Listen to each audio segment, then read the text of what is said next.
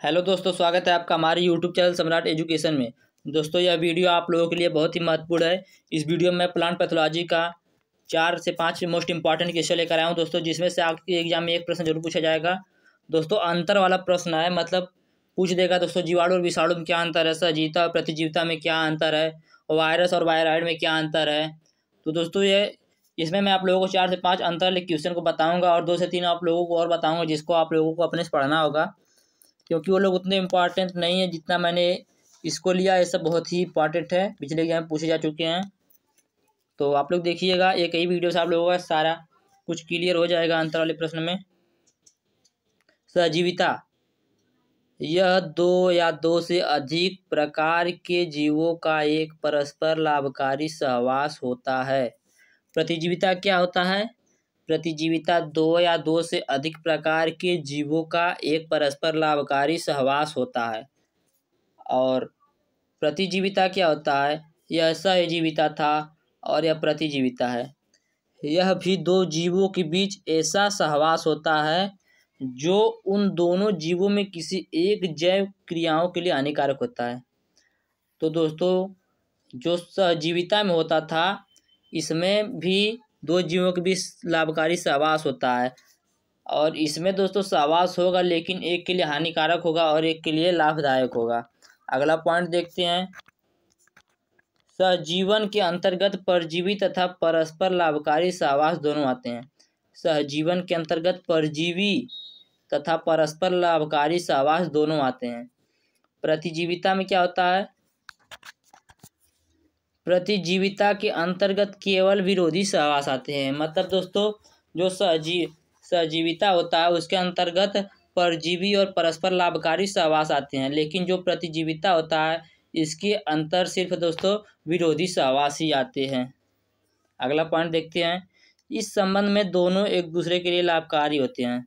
दोस्तों, जो सहजीविता होता है उसमें जो सहवास होता है वह दोनों के लिए लाभकारी होता है, लेकिन दोस्तों जो प्रतिजीविता होता है इसमें इस प्रकार के संबंध में एक जीव को लाभ और एक जीव को हानि होता है।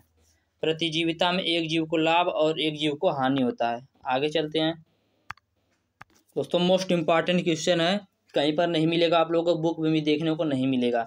विकल्पी परजीवी एवं विकल्पी मृत जीवी में अंतर, और जो लगातार पूछा जाता है दोस्तों एग्जाम में, तो आप लोग ध्यान से देखिएगा। विकल्पी परजीवी का जीवन मृदा तथा मृत कार्बनिक पदार्थों पर मृतोपजीवी के रूप में व्यतीत होता है। जो विकल्पी परजीवी होता है इसका जीवन मृदा तथा कार्बनिक पदार्थों पर मृतोपजीवी के रूप में व्यतीत होता है, लेकिन जो विकल्पी मृत जीवी होता है, विकल्पी मृत जीवी का जीवन आजीवन, मतलब दोस्तों जब तक मृत जीवी रहेगा तब तक परपोषी के ऊपर अपना जीवन यापन व्यतीत करेगा दोस्तों। अगला पॉइंट, विकल्पी परजीवी परपोषी के संपर्क में आने पर परपोषी जीवन जीने लगता है। जो दोस्तों विकल्पी परजीवी होते हैं परपोषी के संपर्क में जब आ जाते हैं तो परपोषी की तरह अपना जीवन व्यतीत करने लगते हैं, लेकिन दोस्तों जो मृत जीवी होता है, विकल्पी मृतोपजीवी, परपोषी की मृत्यु होने के बाद उन पर मृतोपजीवी के रूप में निवास करता है। यह दोस्तों परपोषी की मृत्यु हो जाने के बाद उनके ऊपर मृतोपजीवी के रूप में निवास करता है। अगला है, इनको विकल्पी परजीवी को कृत्रिम माध्यम में उगाया जा सकता है और विकल्पी मृत जीवी को भी कृत्रिम माध्यम में उगाया जा सकता है। तो दोस्तों यह था विकल्पी परजीवी और विकल्पी मृत जीवी में अंतर। अगला है समथैलेसी एवं विषमथैलेसी में अंतर। तो देखते हैं इसमें। समथैलेसी कवकों में लैंगिक जनन एक बीजाणु से बने अकेले थैलस में होता है। दोस्तों समथैलेसी में लैंगिक जनन जो होता है वह एक बीजाणु से बने अकेले थैलस में होता है, लेकिन विषमथैलेसी के कवकों में लैंगिक जनन के लिए 2 अलग अलग थैलेसी की आवश्यकता होती है। दोस्तों विषमथैलेसी में 2 अलग अलग थैलेसी की आवश्यकता होगी। समथैलेसी में एक बीजाणु से बने अकेले थैलस में दोस्तों जनन हो जाएगा। अगला है, समथैलेसी में प्रत्येक थैलस लैंगिक दृष्टि से बने अकेले थैलस में होते हैं, और विषमथैलेसी में क्या होता है, इनमें प्रत्येक थैलस लैंगिक दृष्टि से स्वबद्ध या स्व अनिश्चय होता है। तो यह हो गया दोस्तों 2 पॉइंट। अगला पॉइंट देखते हैं। यह एक उभयलिंगाश्रयी होते हैं। दोस्तों जो समथैलेसी होता है वह एक उभयलिंगाश्रयी होता है और इसका प्रत्येक थैलस नर एवं मादा दोनों लैंगिक अंगों को उत्पन्न करता है। जो दोस्तों समथैलेसी होता है वह नर और मादा दोनों लैंगिक अंगों को उत्पन्न करता है, लेकिन जो विषम थैलेसी होता है वह एक लिंगाश्रयी होता है, मतलब एक लिंग पर आश्रित। यह अनेक मतलब अर्थात इनके नर एवं मादा दोनों लैंगिक अंग दो भिन्न भिन्न थैलसों पर बनाते हैं। तो दोस्तों विषम थैलेसी होता है यह नर एवं मादा दोनों लैंगिक अंगों को दो अलग अलग थैलसों पर बनाता है। अगला देखते हैं विषाणु और जीवाणु में अंतर, जो कि दोस्तों मोस्ट इम्पॉर्टेंट है। विषाणु में कोशिका भित्ति कोशिका द्रव्य नहीं पाया जाता है। विषाणु में कोशिका भित्ति कोशिका द्रव्य नहीं पाया जाता है, जबकि जीवाणु में कोशिका भित्ति कोशिका द्रव्य एवं कोशिकांग तीनों पाया जाता है। विषाणु में कोशिका भित्ति कोशिका द्रव्य नहीं पाया जाता है, जीवाणु में कोशिका भित्ति कोशिका द्रव्य और कोशिकांग पाया जाता है। आगे देखते हैं विषाणु को निर्जीव की तरह क्रिस्टल के रूप में बहुत दिनों तक रखा जा सकता है। वायरस को दोस्तों निर्जीव के रूप में क्रिस्टल में बहुत दिन तक रखा जा सकता है, लेकिन जीवाणु कोशिकाओं को क्रिस्टल के रूप में संग्रहित नहीं किया जा सकता है। अगला देखते हैं विषाणु में डीएनए या आरएनए में से एक ही न्यूक्लिक अम्ल पाया जाता है। विषाणु में डीएनए या आरएनए में से एक ही न्यूक्लिक अम्ल पाया जाता है, जबकि जीवाणु में दोनों न्यूक्लिक अम्ल पाए जाते हैं। मतलब दोस्तों डीएनए व आरएनए दोनों न्यूक्लिक अम्ल जीवाणु में पाए जाएंगे। अगला है वायरस भोजन से ऊर्जा प्राप्त नहीं करते। दोस्तों जो वायरस होते हैं वह भोजन से ऊर्जा नहीं लेते हैं, बैक्टीरिया भोजन से ऊर्जा लेते हैं। वायरस भोजन से ऊर्जा नहीं लेते, बैक्टीरिया भोजन से ऊर्जा लेते हैं। वायरस जनन केवल जीवित कोशिका में करते हैं। जो दोस्तों वायरस होते हैं वह केवल जीवित कोशिका में जनन करते हैं, लेकिन बैक्टीरिया बिना कोशिकाओं के ही जनन कर लेता है। बैक्टीरिया बिना कोशिकाओं के ही जनन कर लेता है। और दोस्तों इन लोगों के बारे में आप लोग बता देता हूँ। जैसा कि मैंने बताया कि इनमें से वायरस में एक ही न्यूक्लिक अम्ल पाया जाता है और बैक्टीरिया में दोनों न्यूक्लिक अम्ल पाया जाता है।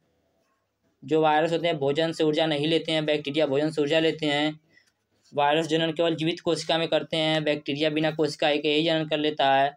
और जो दोस्तों वायरस होता है इसे किंगडम वायरस में रखा गया है, और जो बैक्टीरिया होता है इसे किंगडम प्रोकैरियोट के अंतर्गत रखा गया है। तो इसको आप लोग ध्यान दीजिएगा। आगे चलते हैं।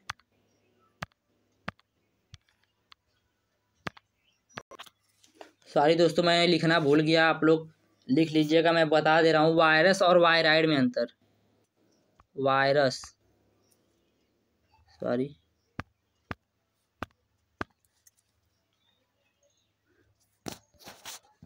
दोस्तों वायरस और वायराइड में अंतर देखते हैं। तो वायरस में पहला पॉइंट होगा कि वायरस छोटे संक्रमित कारक होते हैं जो सजीवन वृद्धि करते हैं। मतलब दोस्तों जो वायरस होता है वह सजीवन वृद्धि करता है, लेकिन जो दोस्तों वायराइड होता है वह पौधों में वृद्धि करता है। वायराइड पौधों में वृद्धि करता है और जो वायरस होता है जीवित कोशिकाओं में वृद्धि करता है। अगला है वायरस न्यूक्लियो प्रोटीन का बना होता है। मतलब दोस्तों आरएनए या डीएनए में से किसी एक का बना रहेगा, और लेकिन जो वायराइड वह सिर्फ आरएनए का बना होता है।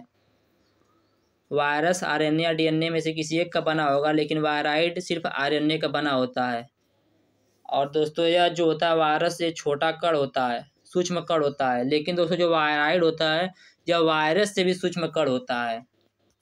वायरस में डीएनए आरएनए दोनों पाए जाते हैं। डीएनए या आरएनए में से कोई एक पाया जाएगा, लेकिन दोस्तों दोनों अलग अलग कोशिकाओं में पाए जा सकते हैं। लेकिन जो वायराइड होता है इसमें सिर्फ आरएनए पाए जाते हैं। और जो वायरस होता है इनमें प्रोटीन आवरण पाया जाता है।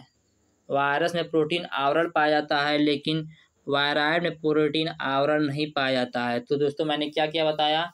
वायरस छोटा संक्रमित कारक होता है जो सजीव में वृद्धि करता है।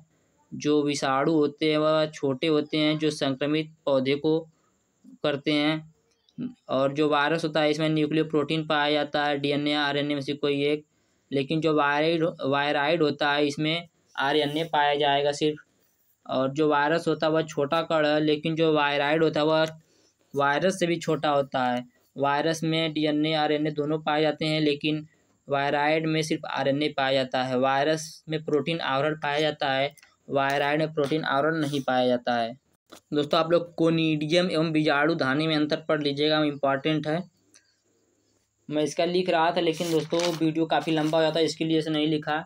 और दोस्तों पिकनियम और पिकनीडियम में अंतर पढ़ लीजिएगा। और दोस्तों एक है, आप लोग बता देता हूँ मैं, स्क्लेरोस्पोरा पेरोनोस्पोरा में अंतर। तो दोस्तों इतना आप लोग पढ़ लीजिएगा, इसमें से आप लोग एग्जाम में 100% एक न एक अंतर वाला क्वेश्चन आ जाएगा। वीडियो अच्छा लगा तो वीडियो को लाइक कीजिए, चैनल को सब्सक्राइब कीजिए। यदि और प्लांट पैथोलॉजी का वीडियो चाहिए तो नेक्स्ट वीडियो लिख के कमेंट करिए। जय हिंद।